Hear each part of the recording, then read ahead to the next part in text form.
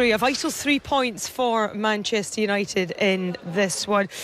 Rio, did you see much progress in this United side tonight from the side that played in Amorim'S first game back in November where these teams drew 1-1?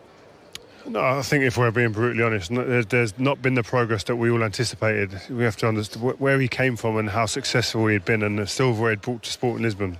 The anticipation of him coming was like, wow, what an opportunity we've got now with this young manager who's been ultimately successful in his time there, and it hasn't transferred here. I actually sat with him the other day and he was like, you can see there's a desire, you can see there's a work ethic behind the scenes, and he's nipping at everything to try to get this right and turn it around, but things haven't been smooth for him, and he hasn't managed to get it to where he wants to at this point in time. But I think he needs to just get to the end of the season and really regroup and then start building again and build the team and coaching the team, because right now they've been stuttering along, and that's probably being polite in the way I've said that, and they've just got to get to the end of the season. Do you think it's the players? Do you think it's a couple of transfer windows he needs? Yeah. Get to the end of the season, get some players in. Yeah, the way that he wants to play, I watched Sporting Lisbon a few times in Europe especially. They were an athletic, dynamic team. Mm-hmm. That was one of the staples of their team, the hallmarks of that good team that was winning things. This team they're not a mobile, dynamic team. And if you look through the heartbeat of this team, they have other qualities, but being physical, having the ability to overrun teams physically, they don't have that capacity. Xerxes not that up front, is he? Xerxes not that. Højlund lacking a confidence. Højlund, it's not their game. So I think he needs to find those type of players with the capabilities of carrying out not only tactically what he wants, but the physicality is equally important. Between now and then, though, he's got to get results, hasn't he? And in this game, they got off to the worst possible start. We spoke before the game about what he would be instructing them: come out, get the crowd on side, don't let Ipswich get a fast start. And look what unfolded after 4 minutes. I was surprised by this one. Dogu didn't see the keeper coming out. I don't think Onana should have come out, and it's a hopeful ball, just a ball in behind, simple ball in behind. It should be dealt with. It wasn't, and you're right. It's off to a terrible start for them. It shows you if you chase lost causes and you just make yourself a nuisance, you sometimes get a little bit of luck, and that's what he's got there, Philogene. And I thought he was in the first half. He had 2 moments, scored 2 goals, but there he's just it's opportunistic, and he just finds a way that, listen, the young defender there, he's made a mistake, but you've got to be in and around it to capitalise. You as a striker, this is your game. Yeah, you just got to chase lost causes there, and we saw 2 managers today that like playing football. But a lot of the goals came from balls in behind and runners in behind. You always need that in a team.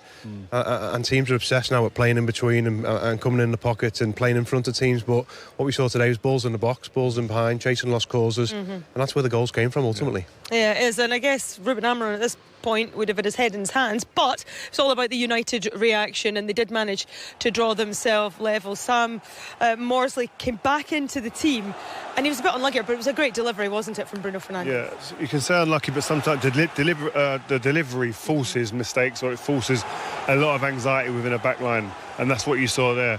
Great delivery, but also Xerxes' position at the front post, making it difficult to see the ball coming in.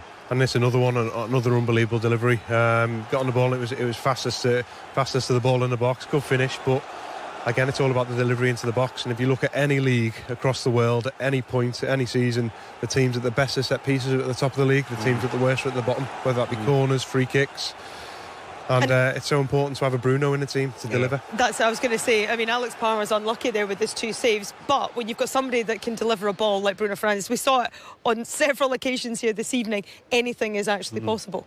Yeah, it is. And again, I'm sure Ruben Amorim is frustrated in the fact that he has to play Bruno so deep in his team, because he's so vital in terms of creativity. You want to get him closer to the opposition goal. He's playing very much deeper, still impacting the game, but he want to get people back to be able to fill that road in the middle of the pitch to push him further forward, I'm sure. Yeah, and I think the first half, if you look at Dogu and Garnacho, who were back in the team, I think if you look at the link up between them both, I think there's positives to be taken there. They were the 2 best players for me in the first half of United, causing all sorts of problems down this left hand side. So, unfortunate to get sent off and then taken off straight away, but it was positive signs from them. Yeah. That's the thing. Dogu was playing well, wasn't he? But it was a tackle on Hutchison that ended up being a straight red card. I mean, can you have any arguments with this one, Rio? I don't think so, no. I don't think there's any arguments at all. It was a bad touch, and he slides in there on a slippery surface. I don't think there's any malice in it. I think he was genuinely going for the ball. But when you're going in with your studs up, the rules today suggest that you can't do that. So Yeah, I think it's just a bad touch from Amori, which it sucked him in a little bit to go for the ball. I don't think he would have done it if it was close contact. And yeah, as Rio said, I don't think there's malice in it. And when you catch someone studs up across the shins, it's a straight red. Yeah, so the manager would be hoping to get to half-time with that 2-1 lead, but things did go from bad to worse because the red card was very closely followed by a second goal, wasn't it, for Ipswich? And it was Philogene again, and, well, once again, just not great defending, not to put too fine a point on it. Yeah, I would argue maybe Delict could hold the line and keep a strong line, but it's difficult. There's no pressure on the ball. So maybe you do have to go back in it, but he's got to mark goal side. That's the problem. He isn't goal side, and Delap is owning that situation there. And then that little run across the front, which John can kind of talk about a bit more, puts the goalkeeper's eye line off. It was a movement before that. It was a two yards. He took to the right first. He's gone in between them. He's took his yards off him, and then he's moved, and Delict's dropped in.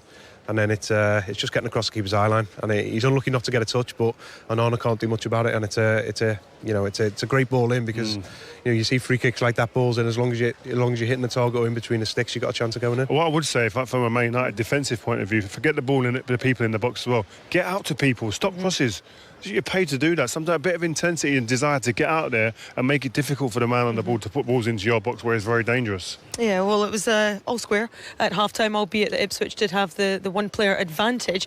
But what a reaction from Man United in the second half. Harry Maguire, we know what he's capable of at set-pieces, and this header was, unstoppable. Yeah, Harry's one of the best in the business in both boxes in terms of heading the ball. I mean, at the weekend he didn't show that defensively, but in this, when he's attacking balls, you've seen with England shirts, he's so dangerous in these areas. He's timing, he's running, he's brave, and when he does get his head on the ball, he knows where to put it. And there's, again, a wonderful delivery. Great execution on the end of it from Harry. What I'm surprised about there, you've got markers usually at set piece, and you've got blockers, and there's three people blocking, but none of them can get near him. Philogene's on a penalty spot, and he's one person you don't want to be on the penalty spot trying to head out. So I was surprised by that. Good finish, good desire to show and get on the end of set pieces. So a well worked corner routine. United